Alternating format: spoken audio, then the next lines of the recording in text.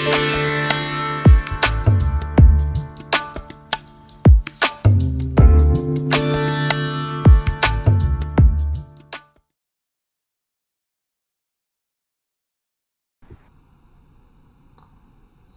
Jai Jagannath, we are here for another discussion, elaboration. Now, the question is whether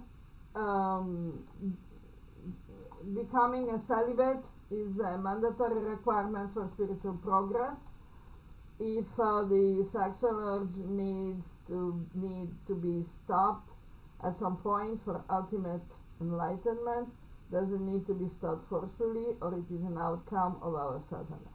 How can a sadhaka overcome and redirect it, who is in the beginning intermediate stage? So this was with reference to the Gita verse 8:11, which discuss about the yoga, practically speaking, the basics of yoga. Everybody agrees that Bhagavad Gita is a fundamental text about yoga.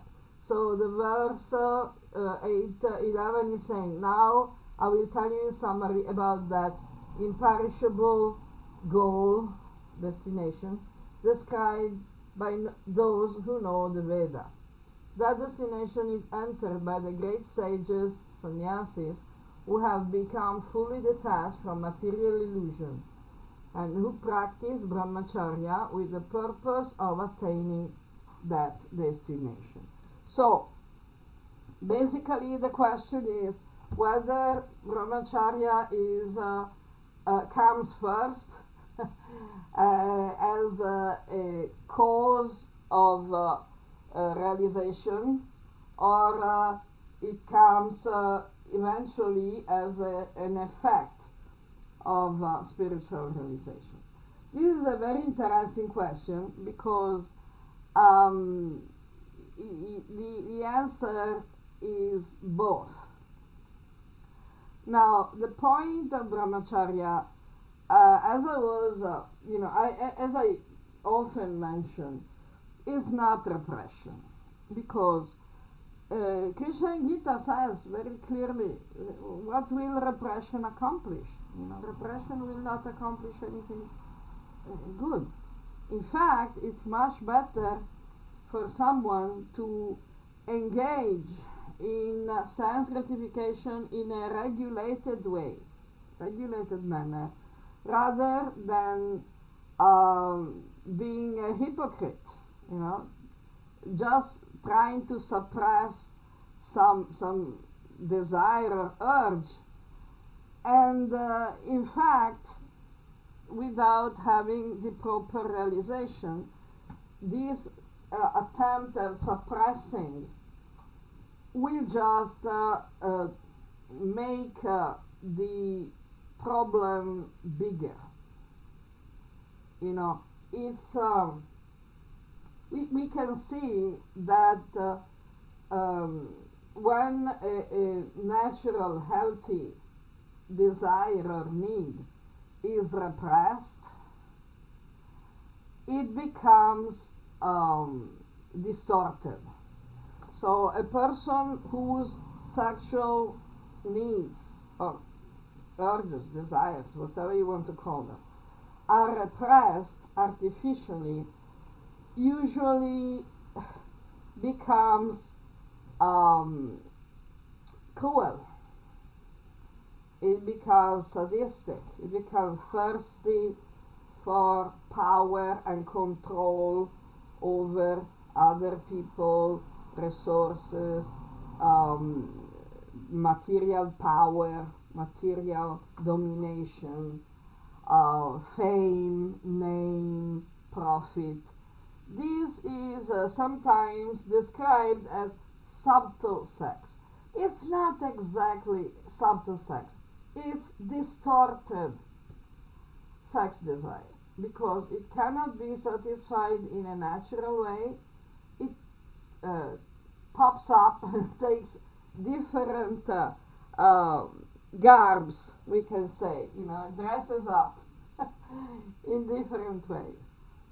And it doesn't go well, because we see that the person who's falling into this trap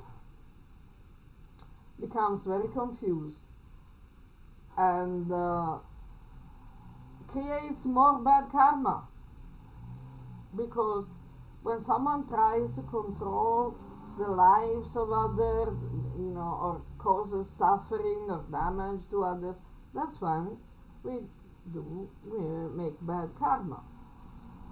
Now, when someone becomes dry and cruel and insensitive towards the sufferings of other people, or even enjoys the sufferings of other people, or his own sufferings, because there are two sides of the same coin. So that's bad karma. Now, the natural, healthy urge for sex is explained in Bhagavad Gita as actually representing Krishna. There is a verse where Krishna is saying, Dharma viruddho bhuteshu kamosmi bharatashuma. He says, I am kama, the sexual desire in all beings, when this karma does not violate dharma. Now, we have basically four main principles of dharma, which are satyam, truthfulness, dayam, compassion, socha, cleanliness, and tapas are self-control. Now, if a person needs to engage in physical sense gratification, it can be done, but respecting these four principles. Number one, he should not, or he or she, whatever, any person, should not pretend, should not cheat, should not be a hypocrite. That is, thundering against normal sex and then raping children, or or raping anyone for that matter. So, honesty, truthfulness. Also, if you are in a monogamous relationship, you cannot,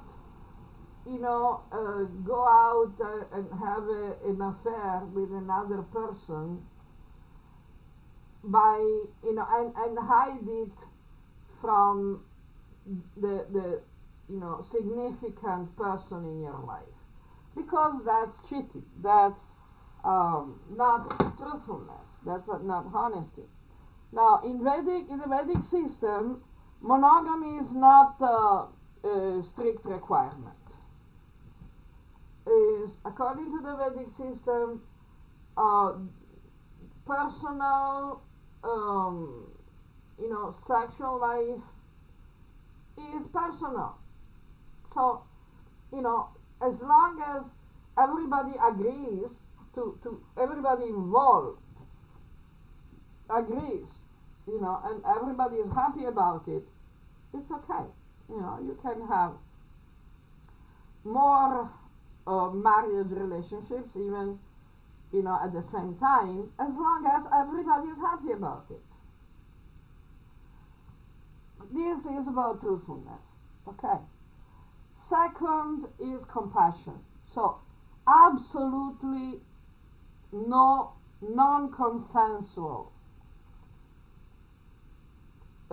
contact.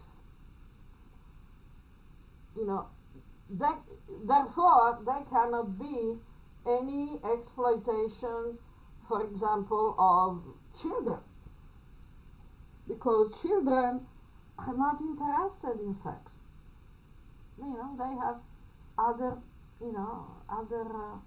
interests. So somehow or other, involving children in sex is not consensual, and especially if the activity is loaded with a sense of shame, of guilt, of dirtiness. That's a disaster. Then, of course, cleanliness is another very important point. Cleanliness of purity. Unfortunately, when you think that the body is dirty, by nature, it's a little difficult to get into the cleanliness mentality, but it's okay. And self-control means that there is a place and a time for everything. So if someone respects, follows these basic principles, the sense gratification, physical sense gratification, is healthy, is admissible, it's normal, it's okay.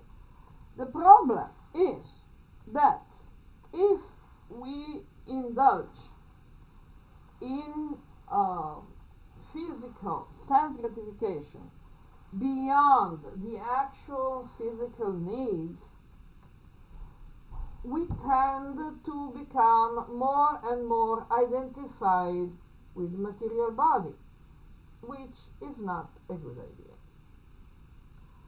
So we are basically talking about actual needs that are hormonal needs, physical needs. At a certain age, it can happen, But the interesting thing is that among the 4 basic animal needs that we all observe, like eating, sleeping, mating, and defending, the mating thing is not really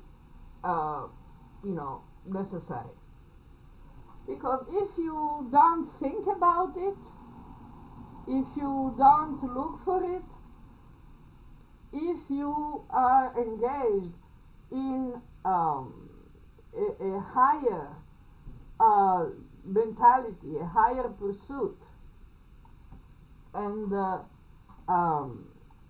you're applying the knowledge, the science of yoga, it doesn't even come up to your mind, because the energy, our energy, we can call it Kundalini if we want.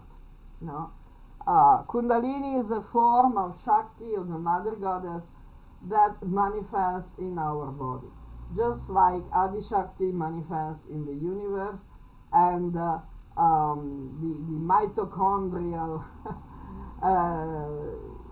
presence manifests in the cell, in each and every cell. So our Shakti tends to settle at the level of consciousness that we practice. These types of consciousness are characteristic in the various chakras that are along our physical body and that connect our physical body with the mental body and with the universe. The chakras are like electric plugs, where we have the connection between the inner electrical system of the house and the outside of the electrical system, so what we can access, we can get in, get out, and this is the idea of the chakras. Now we know that the Muladhara chakra is the root chakra, and that is the lowest of the human chakras. So the Muladhara chakra is focused on survival. So it's very basic. You know, when people have problems in basic survival, they don't really think about sex. They don't, they have to find, basic nutrition, basic shelter. They have to protect themselves. They have to, so they're not really thinking much about romantic and, couple relationship or the like. Then we go up. The next one is the Manipura chakra. So that chakra is the chakra of pleasure. Now, this is, not a very elevated chakra. So many people actually settle there when they have solved the basic problems of life. They settle there, so they are going for enjoyment, which is one of the 4 purposes of human life, the Purusharthas. Let's remember, we have the first of the Purusharthas is Dharma, second is Artha, third is Karma, and the fourth is Moksha. Then we can also consider that after moksha, we actually can find, can develop a prema, which is sometimes described as a Panchama Purushartha. So we have in verse 1854 of Gita, the conclusion of Bhagavad Gita, there is a verse that I like very much, and it says, Brahma Bhuta Prasannatma Nasachati Nakamchati Samak Sarveshu Bhuteshu Madbhatim Labhate Param. Means that after attaining moksha, we can actually approach real bhakti. Because before attaining moksha, before attaining the realization of Brahman or Brahma Bhuta, we are just practicing materialistic devotion. So, we can be devoted, but that's still on the material level, it's not a real transcendental devotion. So basically, what happens is that when we are fixed in the Manipura chakra, we don't have much, higher understanding of the purpose of life or our nature and everything. The next chakra, when we elevate ourselves, our energy, we elevate our energy towards the higher chakras. The next one is the solar plexus. The solar plexus is the chakra of self-affirmation. We want to know who we are, what we are. So that can be more powerful and more, satisfying than just finding, running after the sense pleasures. Okay, so when someone is engaged in a higher pursuit of one's existence, it's easier to abstain from sense gratification, because sense gratification is not as important as finding one's place in life. So that's why we make sacrifices. People make sacrifices, even if, even still on the material level of identification, still, self-affirmation or the solar plexus is giving us the concentration, dedication to a higher purpose. So science gratification gets a backseat. So, like for example, in the present education system in schools, unfortunately, the students, are required to go to school for several years in their most active hormonal period. So they're often distracted. But still, if a student is very serious, student will put aside the romantic pursuits and everything, will engage sincerely and seriously in study, in completing the studies, in getting a good position in society, in understanding what is his position in society, what is his identification and role in life. And this is the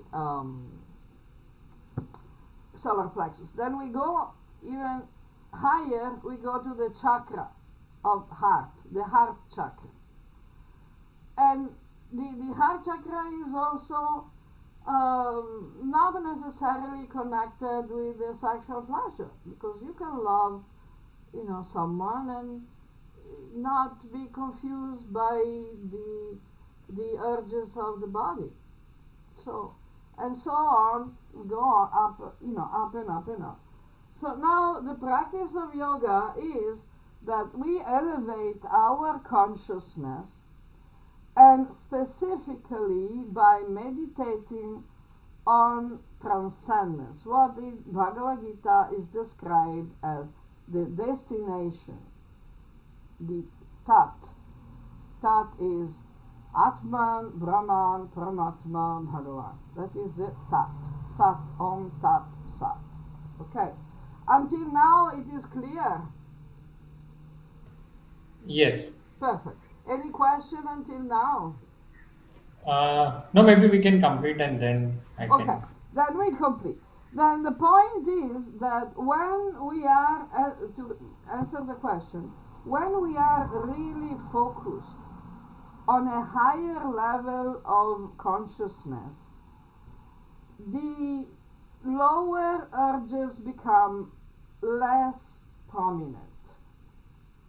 I have also experienced myself for many years, that the two lower chakras practically can be, disconnected, practically speaking. Like, for example, this is the practice of fasting, for example. When you do fasting, you are disconnecting the Muladhara chakra, because you are not allowing your energy to sit in the basic chakra of survival, eating and drinking, because you are not eating.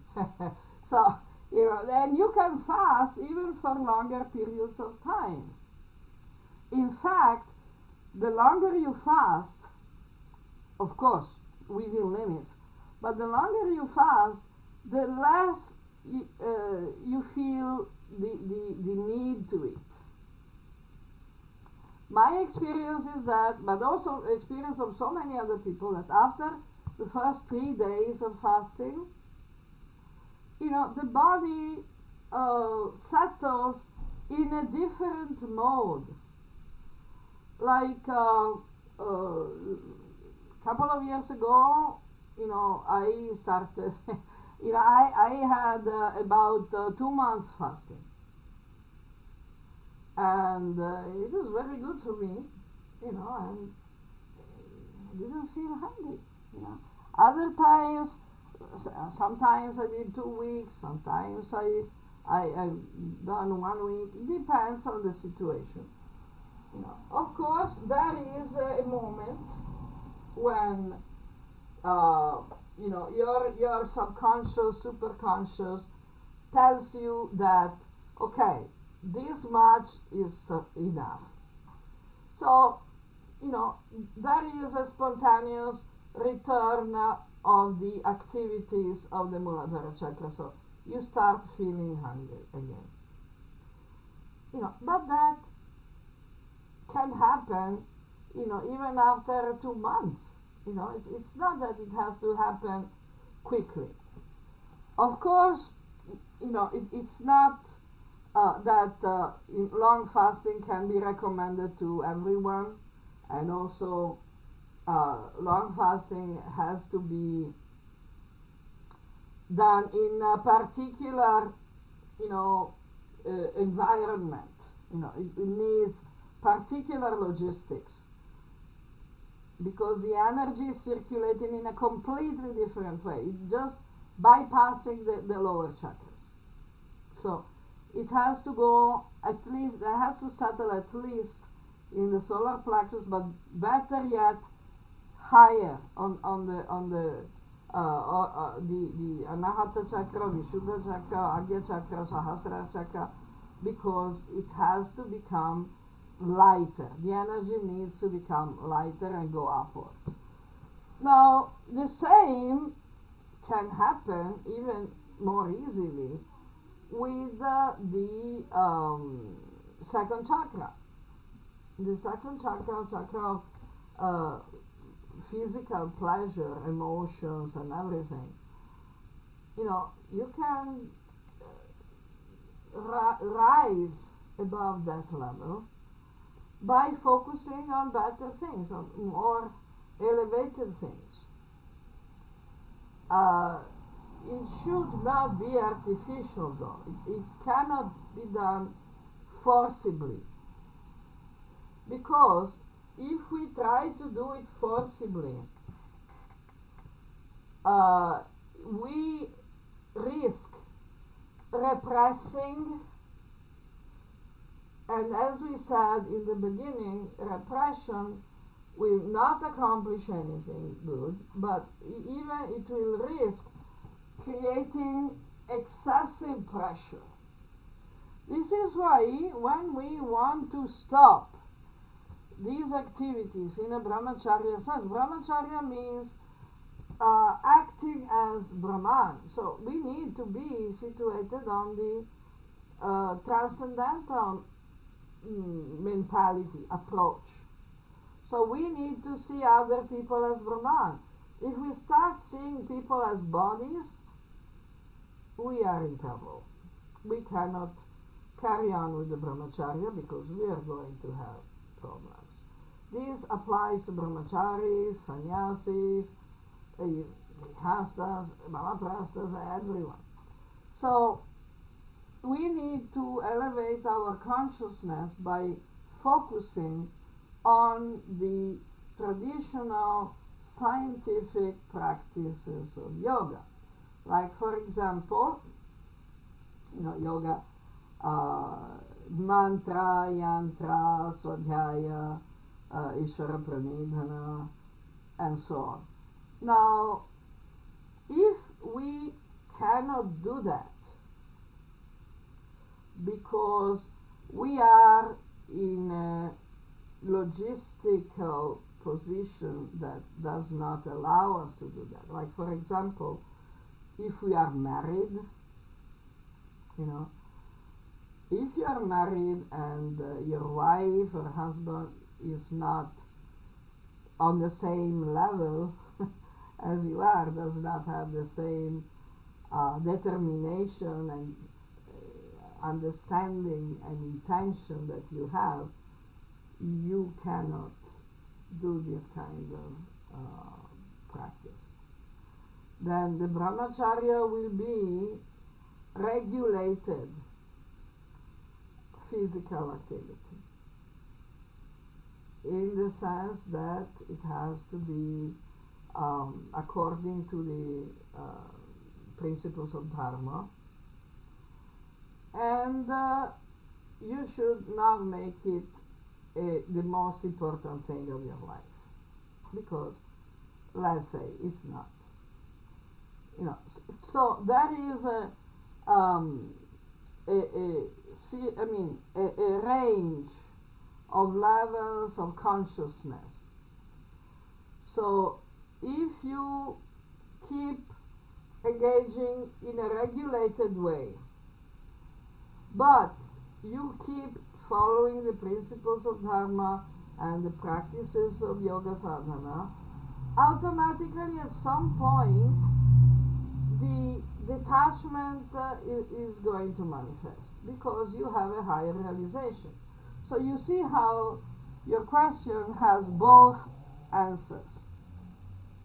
So brahmacharya is important to start the practice of yoga, and then also it will become normal as you progress through yoga, even keeping a regulated sexual life. So both things can work. Now, the problem is, what is the meaning of regulated? Again, the dharmic system, there is a time and a place, and keep it as elevated as possible in the level of consciousness, and this definitely helps. Now,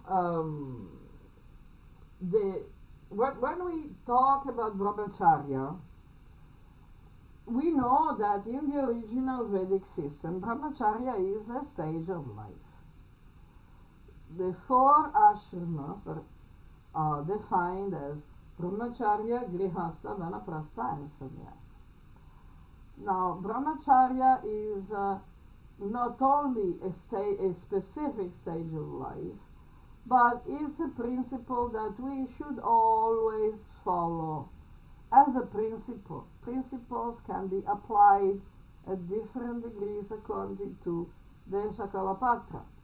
This is a difference between Hinduism or Vedic culture and other cultures, specifically Abrahamic cultures. So Hinduism or Vedic culture doesn't have commandments or rules. It has principles. So, it's the principle needs to be applied according to the person, according to the circumstance, according to the time and the place and the person and the reason and all the other factors that as human beings we go through normally during our life.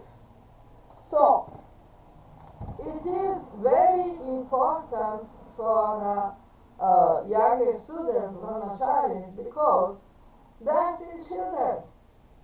They're not interested. They don't have any need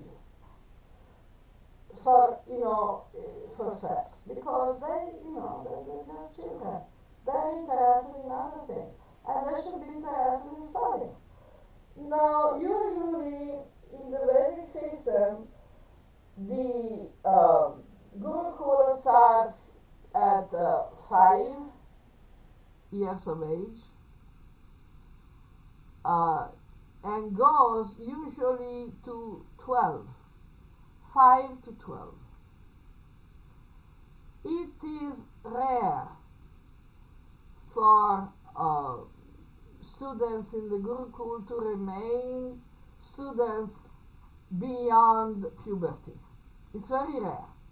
It is possible, but usually at 12, 13, 14, depending on when the puberty starts, to kick in, the guru will give the recognition of will award the particular social position for which the student has been trained, and is qualified, and the student will go back home, and marry and have a family life. So, when a student goes back, say, at the beginning of puberty and marries, at that time. That's okay. We don't have hormonal problems during the brahmacharya life. So if of course one can continue to study even after graduating from the Gurukul. The Gurukul is a basic education, basic training. Then of course one is supposed to continue studying, especially Brahmanas are supposed to continue study all their life. But that doesn't mean that they stay in the Gurukula. Who stays in the Gurukula are only rarely the students who are not interested in getting married and having a social life. And these people are called Naishtika brahmachari. They don't want to marry, they're not interested, so they remain brahmacharis,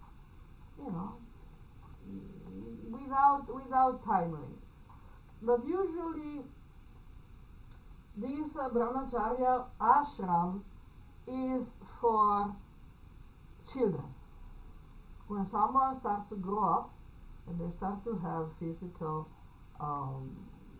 urges, that's the time to finish the school and go back home, get married, and engage in a healthy married life. Is this clear? Yes. Okay. Then we go through the next stages of the other three ashrams, in different ways according to the particular guna and karma of each individual, which determine the varna. So, Shudras don't have any duty. The only duty of the Shudras is just to, make themselves useful, assist others, do what they're told, and their employer has the religious duty to take care of them and their family. So a Shudra can marry without any ceremony, but if he's not interested in monogamous life, he can have relationships with Shudra women as much as he likes, and it's not a problem. The same for women, So there is no moral judgment in that, because a Shudra is, a very simple-minded person. They just want to, be happy, enjoy, and not have any responsibility, not doing anything difficult, and they're taking care of their children as well, okay? Because the Shudra is usually living in the house of the employer as a family member, and so his children and wives or whatever. Now a Vaishya is expected to be more regulated and is expected to have duties, religious duties, professional duties, social duties. So the Vaishya is usually the one who is employing more Shudras. So a Vaishya can have as many wives as he likes, as many children as he likes, but he has to really take care, be responsible for all of them, both his own children and the other children, the other people in the extended family, including the servants, and even including the animals. So, Shudra, the Vaishya needs to be more austere. because before the Vaishya sits down to his own lunch, he has to finish all the religious duties, and he has to feed everybody in his, household. Then, after feeding everybody in his household, he can sit down and take food. So this is some sacrifice, some self-regulation, some austerity. And Vaishya cannot accumulate too much wealth or use wealth for purposes of personal power in society or anything. In fact, the social importance and respect of a Vaishya are gained by his distributing wealth to the deserving and the needy, and especially in paying a lot of taxes. So the Vaishya doesn't get any political position, doesn't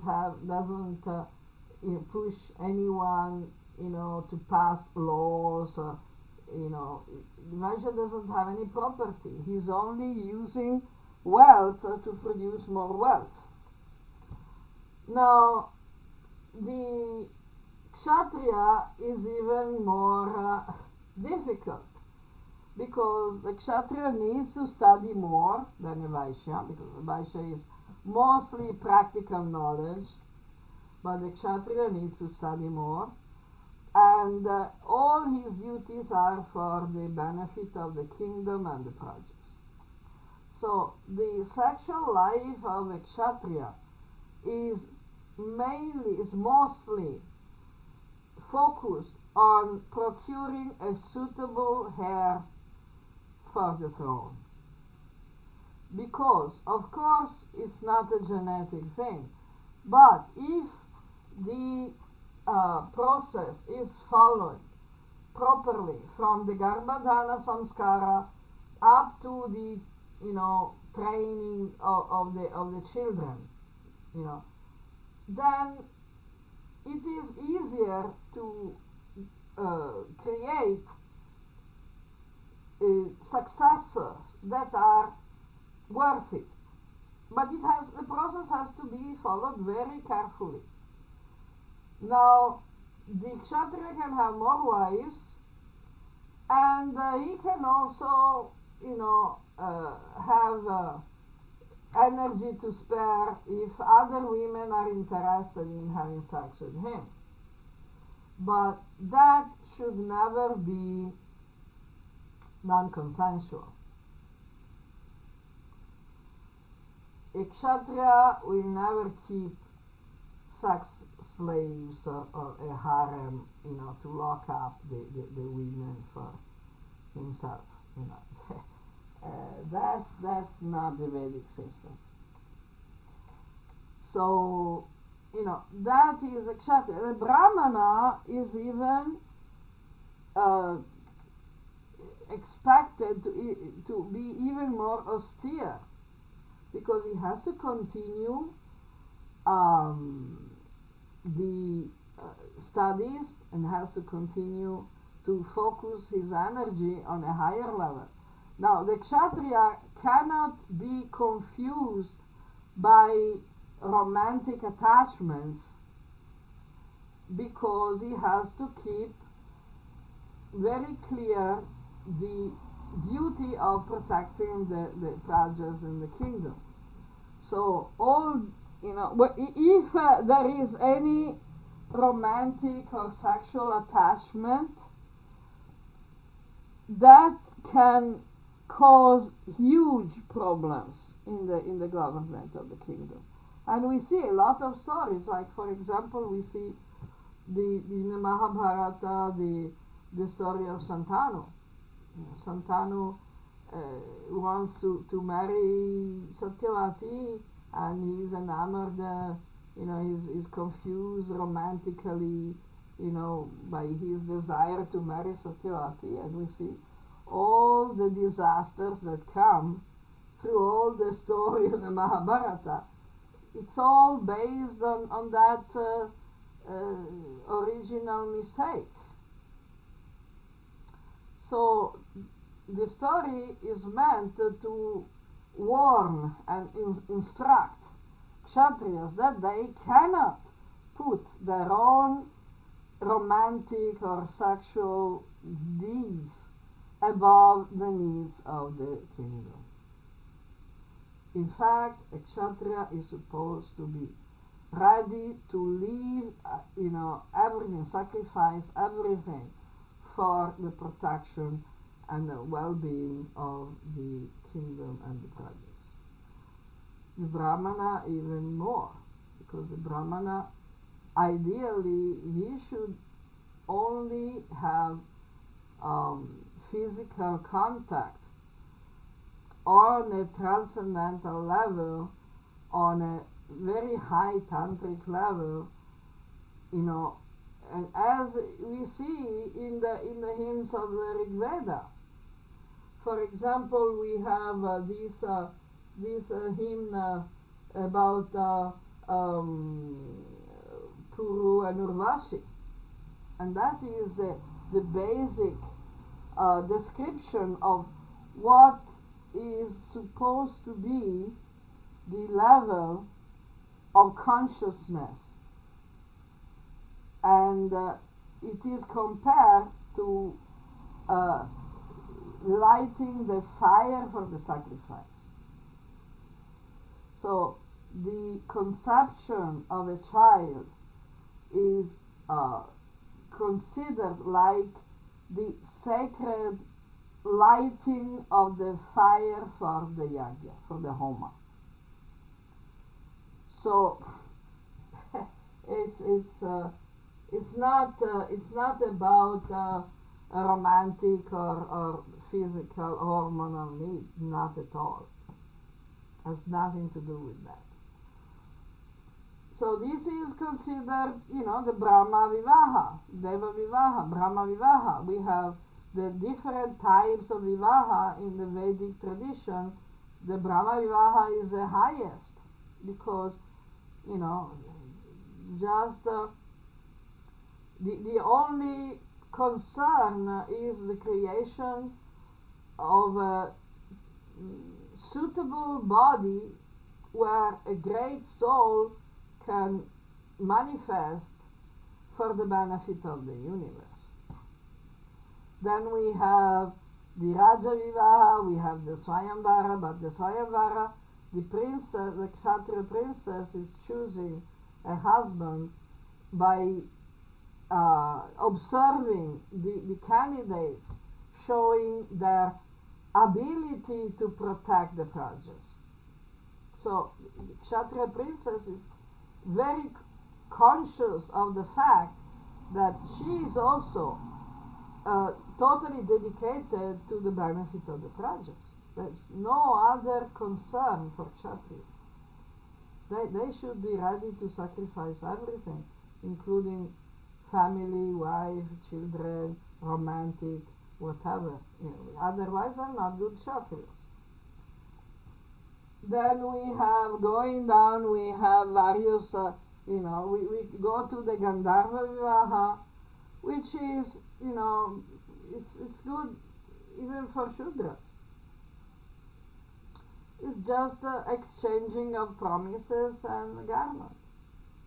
There's nothing else. No need for, ceremonies or whatever. Of course, if someone wants to do a homa, you can do a homa, even without marriage. You can do a homa, every Purnima or every Sunday, or you can do a homa when you have a Griha Pravesh, when you build a house, and you can have a homa for lots of reasons, and even without reasons. So if you want to have a homa to, celebrate the fact that these two people want to have a good relationship, they love each other, why not? And this also applies to different types of relationship, even with children. And then we have the lower types, subhuman types of vivaha, like the rakshasa, the pishacha, and everything, which are not exactly recommended. But in any case, we see that the more someone is qualified in personal evolution, the less the need for sexual engagement, because human being can do something better than that. If we want to indulge too much, then we become more attached to the material body, more identified with the material body, and of course that will create some habits. The habit in turn creates the need and the urge, so it can become an addiction. In fact, even mainstream modern psychology contemplates the problem of sex addiction, which is considered a problem even by people who think that sex is a very good thing. So we have this whole big picture that we have to consider. So I think, I hope I answered, because it's not becoming a celibate is not a mandatory requirement for spiritual progress, and the sexual urge should not be stopped forcefully, but it should be stopped by replacing with something better. The Gita verse that is like param drishva nivartate. Yeah.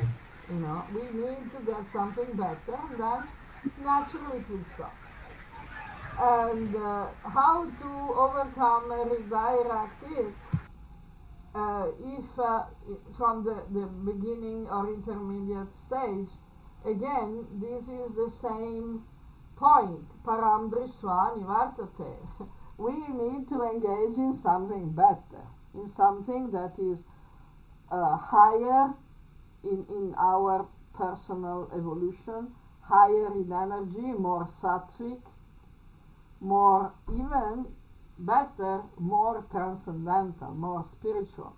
Because the whole point of transcendence is to transcend the identification with the gross material body and the attachment to whatever pertains to the gross material body. So if we replace this gross material identification and attachment with something that is higher, more transcendental, more spiritual, with a real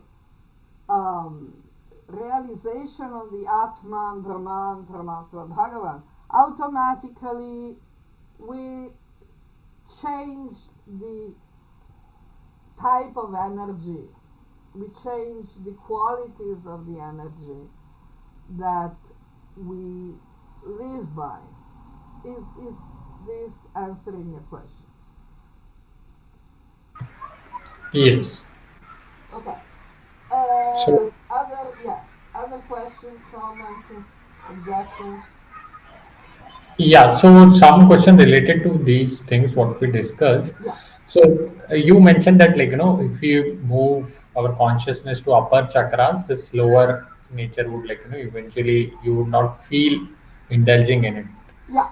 So does it happen that you sometime you may not feel it, but other time you may? So is it that your consciousness Yeah, can of roam course. around these chakras, or if you bypassed one, it Yeah. should not come back? Yeah. That's that is why I think that the definition of samadhi is important because it's constant consciousness. Like in the same way we see in Gita, Krishna is talking so many times about the sthita prajna. Sthita means someone who is firmly established in the consciousness. This means that there is a passage from the lower material consciousness to the transcendental consciousness, and it's a progress, it's a process. You know, we are learning. This is called sadhana. In the practice of bhakti, we have the distinction, the definitions of sadhana bhakti and raganuga bhakti. This means sadhana bhakti, there can be some hiccups, some gaps, some shortcomings. That is totally natural. But like Krishna says, the mind is difficult to control, but it can be done with constant practice and detachment. We just, wherever, as Krishna says, wherever, whenever, and wherever the mind runs away, we have to bring it back. So even if at times we can have some episodes, we can say, the important thing is that we keep trying naturally and with detachment. We shouldn't, make it a big story, but we should try to keep it as sattvic as possible and always to observe the principles of dharma. Because without dharma, we cannot go ahead with artha, and certainly we cannot go ahead with kama, because that will be a disaster. If we don't learn, if we don't train ourselves to live according to dharma, then when we try to acquire artha, we are going to create problems to ourselves, to human society, to the planet, because if we try to get, to make money without respecting the basic ethical principles, we become criminals. There are different shades of criminal, but all the criminals are can be described in the category of adha, because by definition, a criminal is someone who's not respecting dharma. It's not a matter of laws. Now the problem, the confusion is that many people think that criminal means someone who does not follow the laws of the land. But this is tricky, because when the laws of the land are criminal themselves, so the real criminal is not someone who abstains from observing the law. You see the point. Like, for example, let's say that there is a nation of criminals, and they vote a law that all the all the children below 10 years of age can be, should be raped. So a criminal is someone who's not doing it. That's not a real, it's not a real point. So the idea is that dharma must be there, all the steps of the way, all along our journey. Without dharma, we cannot acquire artha, and we cannot engage in kama. So that's why the brahmacharis are taught specifically, they have They are trained in dharma first and foremost. The Samanya dharma is also, compulsory for Shudras. Anyone who does not agree to follow the basic Samanya dharma, they cannot be considered Aryas. They are not accepted in the Varna system, so they are Avarna. They are asked to go and live somewhere else. Go, you do your own place. In your own place you can do whatever you want, but you cannot live around civilized people, because some basic dharmic principles have to be observed by everyone in a civilized society. Okay, does that answer your question? Yes. Okay. Any more? No, I think that's it. You explained pretty much clearly. So, We have exhausted the topic, the subject. Yeah, well, going around and around, it's still, everything is still based on the knowledge of how the Vedic society is supposed to work. And I strongly believe that only this knowledge can solve the problems that mankind is facing presently. Because the main problem is adharma. If we don't understand dharma, we cannot understand artha, we cannot understand karma, and we cannot understand moksha. So everything becomes a big mess. So we need to go back to the basic principles of dharma. And each person must become responsible. And coming back to the original subject, if someone wants to engage in romantic or sexual life, as long as they respect these 4 basic principles of dharma, nobody should interfere. The government shouldn't interfere, society shouldn't interfere, family shouldn't interfere, nobody should interfere. Because as long as it is in accordance with the 4 basic principles of dharma, that's okay. Of course, there are different duties for different varnas and ashrams. But that is a part of the 4 basic principles of dharma. Because if you respect satyam, truthfulness, you know that your varna, your ashram, has particular principles, particular duties. If you're not observing your duties, you're not performing your duties properly according to that particular varna or ashram, you're not truthful.